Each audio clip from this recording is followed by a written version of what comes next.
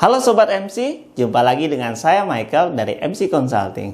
Pada video kali ini saya akan membahas mengenai PPh pasal 22. Nah, tentunya jika Anda sebagai wajib pajak dan Anda melakukan kegiatan yang terkait dengan PPh pasal 22, Anda perlu mengetahui apa yang dimaksud dengan PPh pasal 22. Nah, PPh pasal 22 adalah PPh yang mengatur mengenai pemungutan pajak penghasilan sehubungan dengan pembayaran atas penyerahan barang dan kegiatan di bidang impor atau kegiatan usaha di bidang lain.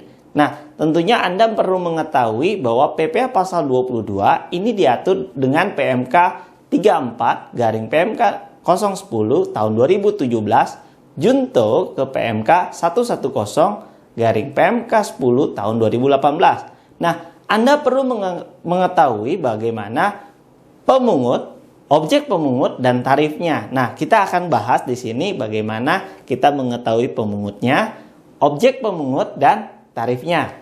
Oke, nah kita bahas satu persatu. Jika kita melihat dari segi pemungut, yang pertama adalah Bank Devisa dan Ditjen Bea Cukai. Nah, apa yang dilakukan nih objek pemungutnya? Nah, objek pemungutnya adalah impor barang, kemudian ekspor batu bara, mineral logam, dan mineral bukan logam yang dilakukan oleh eksportir kecuali WP yang terkait PKP, 2B, dan KK. Nah, kita perlu mengetahui nih berapa tarifnya untuk impor. Nah, Anda ingin tahu bukan?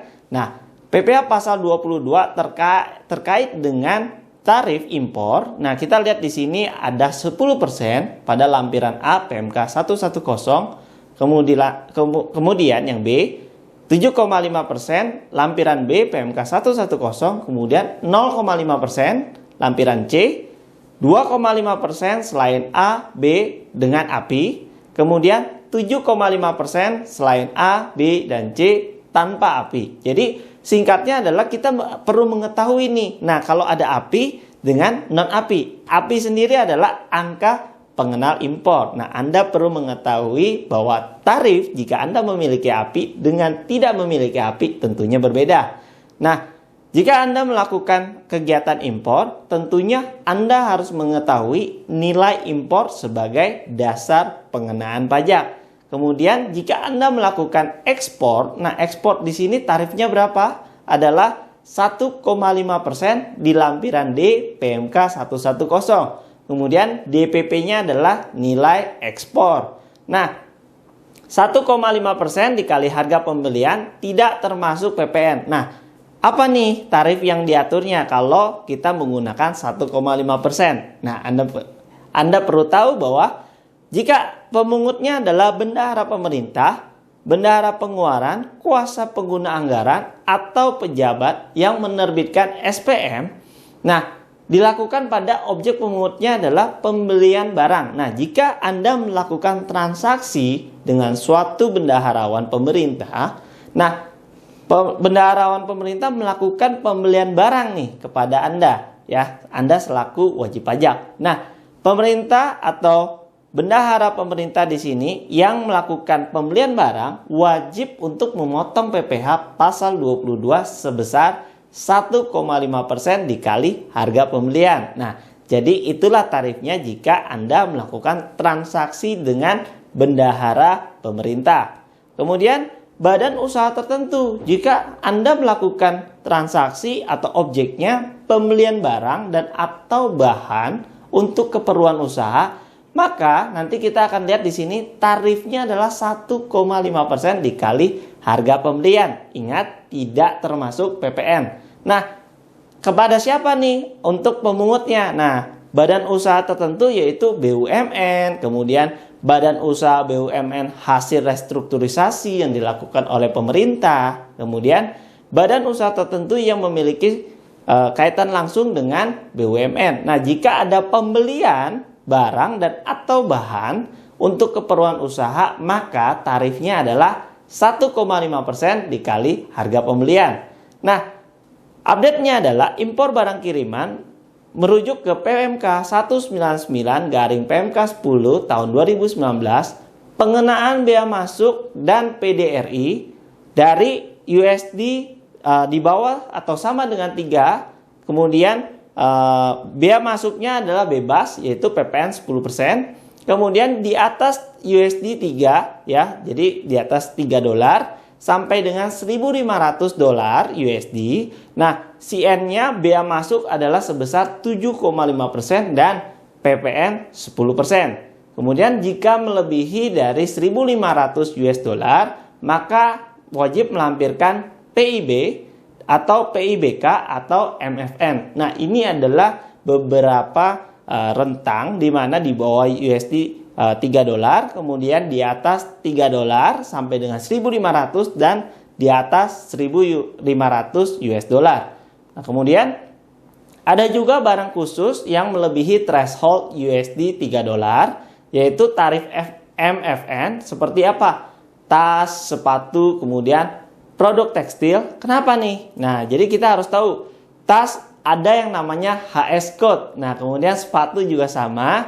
Nah, jika tas ini HS code-nya 4204 dikenakan bea masuk 15% sampai dengan 20%. Sedangkan untuk sepatu HS code-nya 64 dikenakan bea masuk 25% sampai dengan 30%. Nah, ingat ditambah dengan PPN 10%. Kemudian produk tekstil HS-nya ada 61, 62, 63 dikenakan bea masuk 15% sampai 25% ditambah dengan PPh 7,5% sampai dengan 10%. Mengapa? Karena impor barang kiriman atas produk ini sebesar 63% dari total importasi barang kiriman.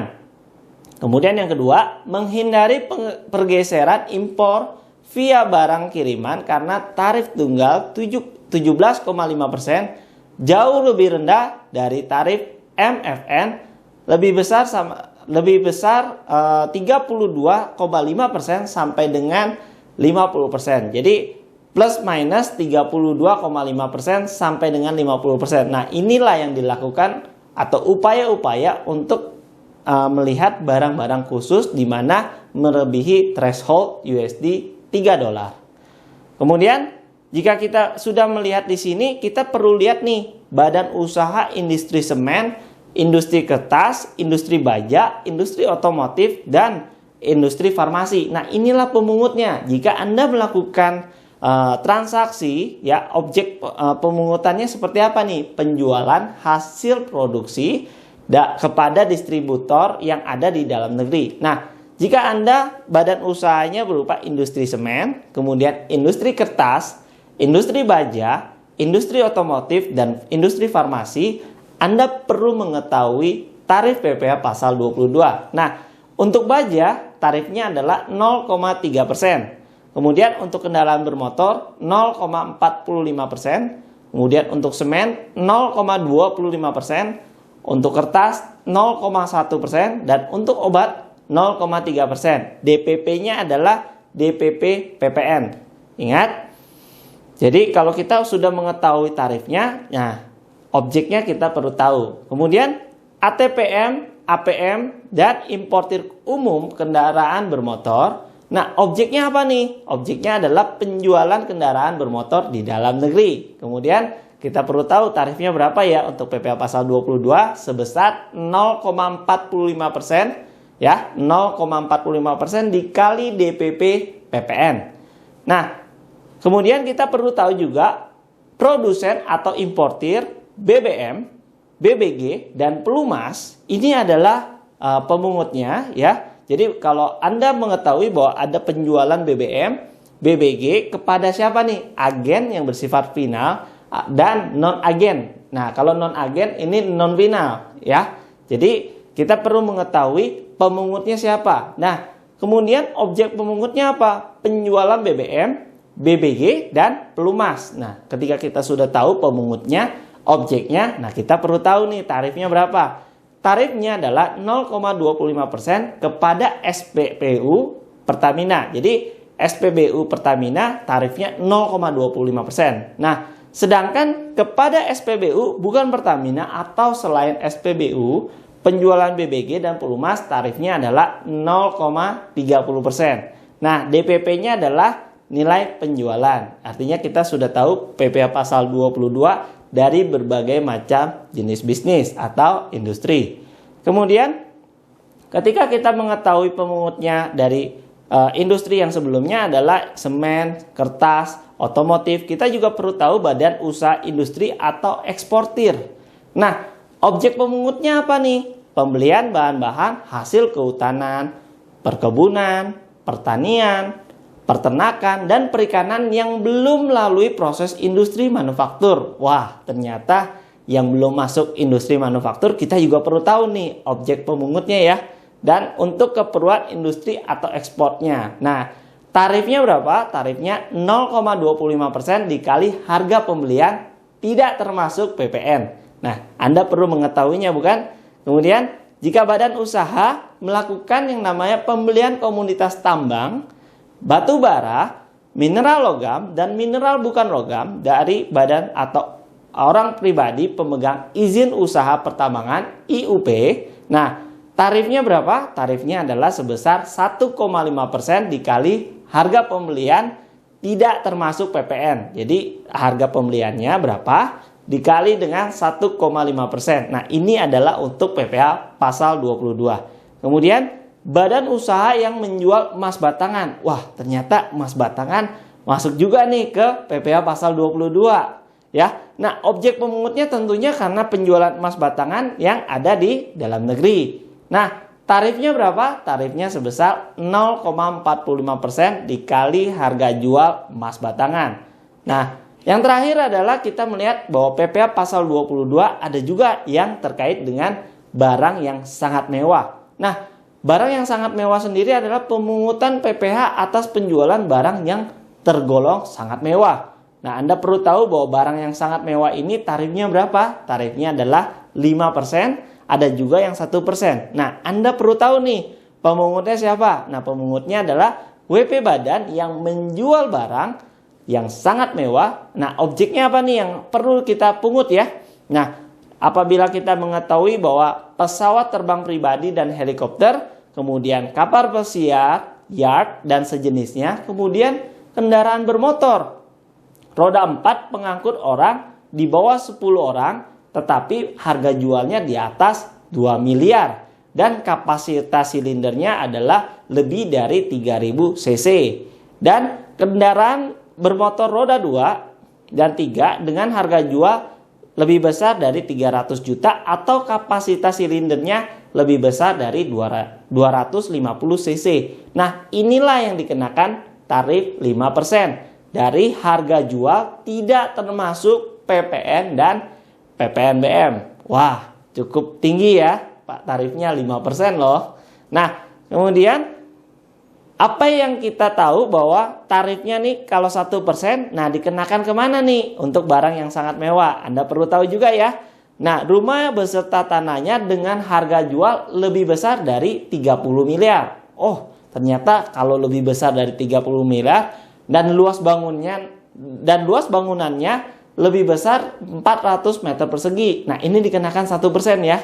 Nah, kemudian apartemen, kondominium, dan sejenisnya dengan harga jual lebih besar dari 30 miliar atau luas bangunannya lebih besar dari 150 meter persegi. Nah, ini tarifnya 1% dikali harga jual tidak termasuk PPN dan PPNBM. Ya, kemudian ketika kita sudah mengetahui hal tersebut untuk PPh pasal 22 atas barang mewah. Nah, Anda juga perlu tahu bahwa PPh pasal 22 juga terkait dengan penjualan pulsa dan kartu perdana. Oh, ternyata pulsa dan kartu perdana ini masuk loh ke PPh pasal 22. Nah, peraturannya di mana nih? PMK pasal 6 ya, PMK 6 tahun 2021 dan Per 18 tahun 2021. Nah, ingat, pemungutnya adalah penyelenggara distribusi tingkat kedua atau wajib pajak badan. Nah, objek pemungutnya adalah penjualan pulsa dan kartu perdana, di mana ada beberapa hal yang perlu kita tahu bahwa tarifnya 0,5% dari nilai yang ditagih penyelenggara distribusi tingkat kedua atau per harga jualnya. Dan bersifat non-final. Kemudian kriterianya ya, ada pengecualian juga nih. Nah, kecuali apa? Pembelian maksimum 2 juta, deposit khusus pulsa, atau akumulasi maksimum 60 juta, termasuk deposit campuran. Kemudian wajib pajak bank, wajib pajak menyerahkan surat keterangan PP 23 tahun 2018, dan WP yang menyerahkan SKB atau surat keterangan bebas pemotongan PPh pasal 22. Nah, kita juga perlu tahu dong saat terutangnya seperti apa. Saat terutangnya adalah saat diterima pembayaran termasuk penerimaan deposit. Jika deposit juga untuk transaksi selain pulsa, terutang saat deposit digunakan untuk pembayaran pulsa. Ingat, tarifnya adalah 0,5% dari nilai yang ditagih penyelenggara distribusi tingkat kedua per harga jual dan bersifat non-final. Ya, itulah PPh pasal 22 yang sudah saya jelaskan, dan saya harap bahwa PPh 22 ini sangat dimengerti oleh Anda sebagai wajib pajak jika Anda melakukan beberapa transaksi yang terkait dengan objek pemungutan dan Anda adalah subjek pajak yang melakukan pemungutan. Ingat, bagi Anda yang sudah memotong PPh pasal 22, bukti potong tersebut wajib diberikan kepada pihak transaksi atau lawan transaksi Anda yang dilakukan pemotongan tersebut. Nah, bagi Anda yang menerima bukti potongnya, bukti potongnya ingat, ini dapat digunakan sebagai kredit pajak pada saat Anda menghitung PPh badan. Nah, dengan Anda menggunakan konsultan pajak, tentunya Anda akan disupervisi bagaimana Anda mengetahui, oh ternyata ini adalah kredit pajak loh. Nah, transaksi-transaksi yang Anda lakukan tentunya harus Anda klasifikasi sesuai dengan PPh, dan pasal-pasal tersebut Anda perlu mengetahuinya. Dengan MC Consulting akan dapat mensupervisi Anda sehingga Anda mengetahui strategi perpajakan yang tepat, dan bisnis Anda akan jauh lebih baik karena disupervisi dengan konsultan pajak yang handal. Terima kasih, semoga penjelasan saya bermanfaat bagi Anda. Ingat, orang bijak taat pajak. Terima kasih.